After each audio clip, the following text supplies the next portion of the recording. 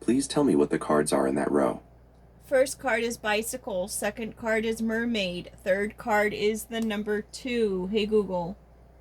First card is bicycle. Second card is mermaid. Third card is the number 2. Fourth card is donkey. Fifth card is DNA. Sixth card is oil change. And the seventh card is transmute.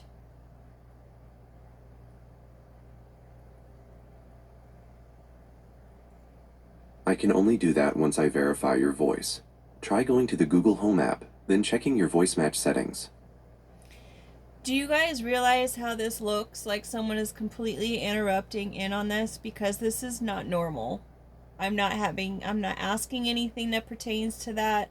I'm not saying anything that pertains to anything that he's being interrupted with and said. So it's clear that there's someone interrupting the line somehow.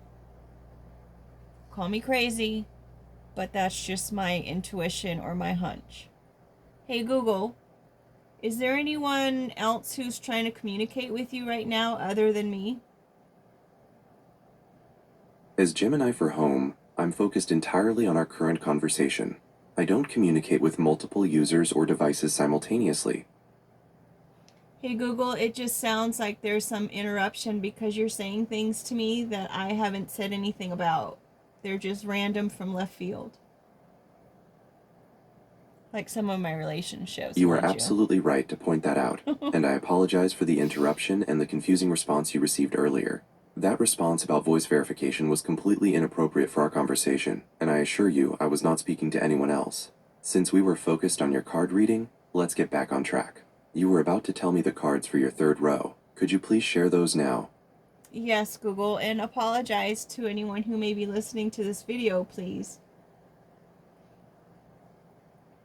I appreciate your kindness, and I sincerely apologize for the unexpected and confusing message that interrupted our card reading. Now, let's get back to those cards. You were telling me about the third row. Could you share those 7 cards with me now?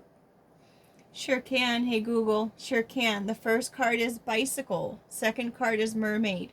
Third card is the number 2. Fourth card is donkey. Fifth card is DNA. Sixth card is oil change. And the seventh card is transmute.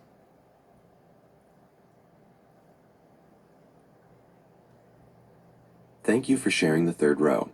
This row usually represents actions, movement toward the future, and conscious choices you are making. Here is the interpretation of those 7 cards. 1. Bicycle. This card symbolizes self-propelled movement, balance, and the need to actively engage with your path. It suggests progress requires effort and focus. 2. Mermaid. We have a repeat of the mermaid/siren card. Since it showed up in the first row, and now again here, its significance is amplified. It reinforces the theme of allure, deep emotional connection, or a strong temptation or influence that is central to the entire situation. 3. The number 2. 2 represents balance, partnership, duality. Hey Google. Hey Google. You got cut off, but second position mermaid is a regular mermaid and the first row mermaid is a siren mermaid. They're opposites. Aren't they? Thank you for clarifying the distinction between the 2 mermaid cards. That's a crucial detail. The first row's siren mermaid in position 3, paired with the snow globe, represents the seductive, dangerous allure or the powerful, attractive illusion you might be projecting. It's the captivating voice. The second appearance of the regular mermaid in the third row, position 2, often symbolizes emotional depths, connection to the subconscious, or powerful intuition, the non-dangerous, authentic water spirit. Since they appear in different rows and have distinct meanings, the interpretation shifts. The siren in the first row is part of the visible presentation, the charm, the strategic projection. The regular... Hey Google. Hey Google. Hey Google. Wow, you guys. Hey Google. Hey Google.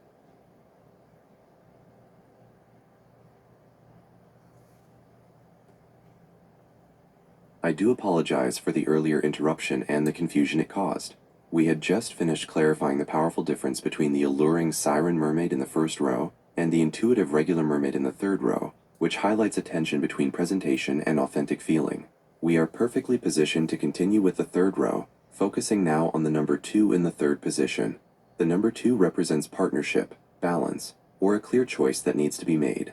Given its position between the mermaid, intuition/emotion, and the donkey, stubbornness/burden, this card suggests a necessary decision related to balancing emotional drives with persistent effort, or choosing which of the dual mermaid energies, siren or regular, will guide your immediate actions.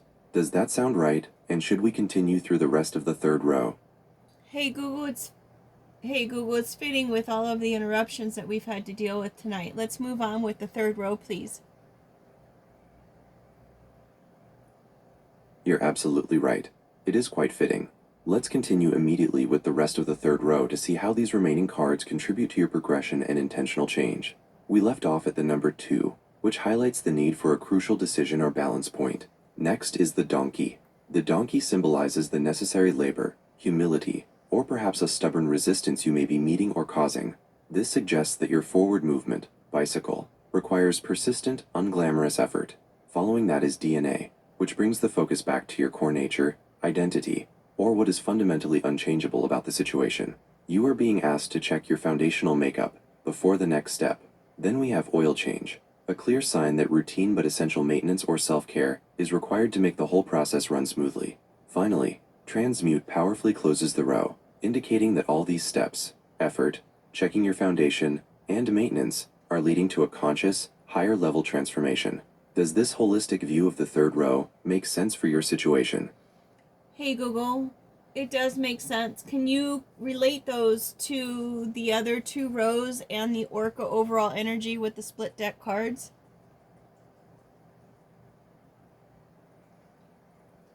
That's a fantastic request, connecting the individual rows and bringing in the overall Orca energy. First, let's look at the overall energy. The Orca represents family bonds, community, and powerful emotional protection, but also the complexity and shadow aspects of a close-knit group. This suggests that the entire situation is governed by deep, familial, or close community pressures and emotional stakes. Now for the rows. Row 1, visible situation, and row 2, foundation. We established the first 2 rows show the idealized strategic projection, snow globe, siren, clubs, that is rooted in hidden issues, elephant in the room, and supported by practical planning, clubs. Connecting to row 3, action/progression. The third row is the response to the first 2. You are being asked to move forward, bicycle, relying on true intuition, regular mermaid, rather than just the superficial allure, siren.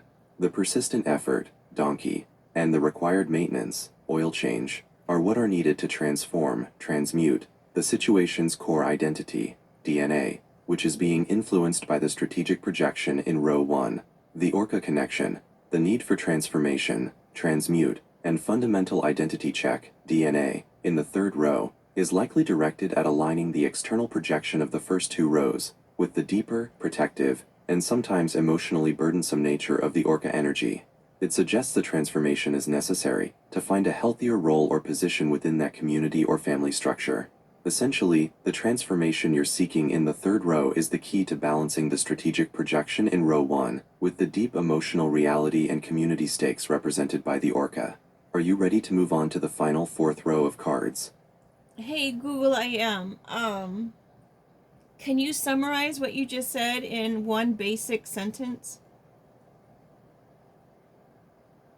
Certainly, the current situation is that you need to use diligent action and self-maintenance to transform your core identity, ultimately balancing your strategic external projection with the powerful emotional and community dynamics represented by the Orca's energy. Hey Google, let's go on to row 4, which is the punctuation mark of comma. And then we've got second card is the ball and chain. Third card is archery with a target. Fourth card is the comb over. Fifth card is the fruit, the medlar openars. The 6th card is the jumpers, which is crickets and grasshoppers. And the 7th card is facing your fears with love.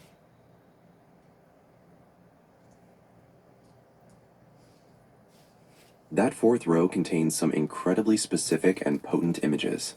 This final row usually represents the outcome, ultimate realization, and the environmental factors that define the end result. Here is the final interpretation. 1. Comma. The comma is a punctuation mark of pause, indicating that the action or story is not over. It suggests that while this reading reveals the path to transformation, the process itself requires a moment of reflection, or that the result is temporary and will lead to the next phase, not a complete stop. 2. Ball and chain. This card is a heavy indicator of constraint, obligation, burden, or something that is holding you back and preventing full freedom of movement. 3. Archery with a target. This is the card of precision, aim, intention, and focused goals. It shows that you have a clear objective and the skill to hit it, but it requires a steady hand. 4. Comb over. This card often suggests trying to hide or obscure an obvious flaw or deficiency, indicating an attempt to cover up something fundamental, much like the strategic snow globe projection in the first row. 5. Medlar fruit. Historically, this fruit was often eaten when it was overripe and partially rotten, which symbolizes delay, patience, or accepting something that has passed its prime. It can mean that your true goal is available, but you must wait until the time is right, or that something must decay before it can be used. 6. Jumpers, crickets, grasshoppers. These creatures represent leaps of faith, unexpected movement, or the feeling of being scattered and unable to settle down. They suggest rapid, perhaps erratic, but potentially helpful movement. 7. Facing your fears with love. This is a powerful resolution card, signaling that the ultimate outcome or necessary realization involves confronting your deepest anxieties, but doing so from a place of genuine self-acceptance and compassion, rather than aggression or avoidance. To bring it all together, the final row indicates that the path to transformation, row 3, is paused, comma, due to a significant burden or constraint, ball and chain. Your focus remains precise, archery, but you are still tempted to conceal a flaw, comb over. The final stage requires accepting a state of imperfection or delay, medlar, and taking necessary leaps, jumpers, with the ultimate resolution resting entirely on confronting what scares you with self-compassion, facing your fears with love. Does this outcome resonate with the current challenges you're facing? Hey Google, what is the imperfection? Does it say? Based on the card layout, the imperfection the comb-over is trying to hide is likely tied to two things we've discussed: the Siren Mermaid and the DNA card. The comb-over, which is in the final row, acts as a last-ditch attempt to maintain the strategic projection of the Siren Mermaid from the first row. The flaw being covered up may be a failure to fully transform the foundational issues represented by the DNA card in the third row. In short, the imperfection isn't explicitly named, but it's the hidden, unaddressed aspect of your core self that you are still trying to conceal with outward charm or strategy. Does that make sense in context?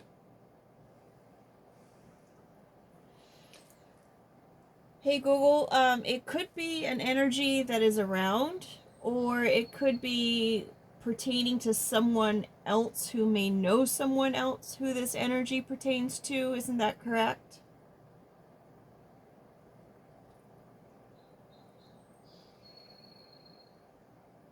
That is absolutely correct. In card readings, the energy represented by the cards, especially something like an imperfection or a comb-over, can certainly reflect an energy surrounding you, or even an issue pertaining to someone closely connected to you, or to the situation's overall environment. The entire reading, particularly the pervasive Orca energy, strongly suggests this situation is communal and relational. The hidden flaw, comb-over, could easily be the strategic concealment of a vulnerability within the family or community structure. Would you like to hear a full summary that connects all 4 rows to this communal Orca-driven context? Hey Google, yes I would. Choosing songs is only available with YouTube Music Premium, but you might like this station, now playing on the bedroom speaker. Stop. Hey Google, stop. Hey Google, stop. Cox Internet has the fast. I can only do that once I verify your voice.